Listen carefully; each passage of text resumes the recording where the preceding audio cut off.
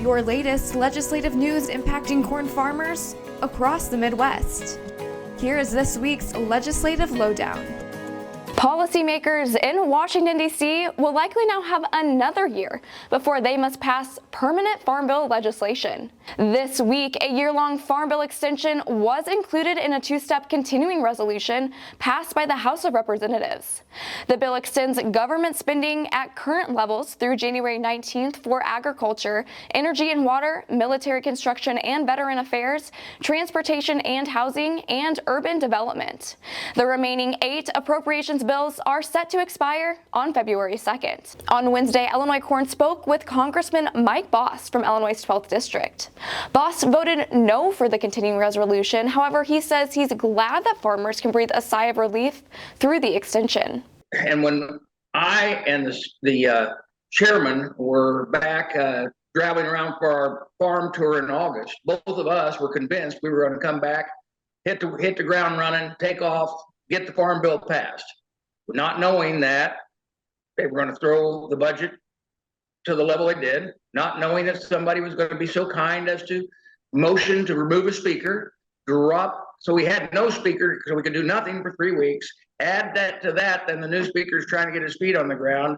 And so we're in the situation that we had no choice but unfortunately to pass the CR. And you know, I'm glad it's done because at least it gives us a landing spot, an ability so that and not only that, so that our producers can feel secure that everything's still in place. Now we're still going to start working on it. Bost says himself and Glenn Thompson, the chairman of the House Ag Committee, hope to see a bill early next year. But every communication we've had with the chair is aggressively going out to try to get it done in that first quarter.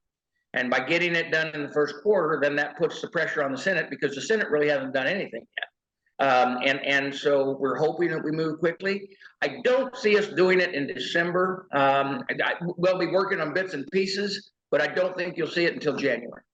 Bost says it is the committee's intention to get a farm bill passed as soon as possible and not wait until next September. The National Corn Growers Association had an extra presence on Capitol Hill this week during an event for members of Congress to learn more about innovation in agriculture. NCGA says the Next Generation Fuels Act was one of the bills promoted at the event. It appears the waters of the United States definition is once again a topic of conversation. The National Corn Growers Association was among other groups in agriculture that submitted a lawsuit in Texas claiming the Biden administration's WOTUS definition is not in line with the Constitution. AgriPulse reports a complaint was also filed in North Dakota.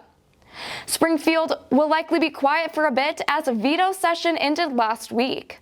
Among the biggest news is another shot at a bill that would allow small nuclear reactors the ability to begin construction after a ban of over 30 years. The original bill was vetoed by the governor earlier in the year. However, he announced he will sign the revised legislation. For Illinois Corn, this is your Legislative Lowdown.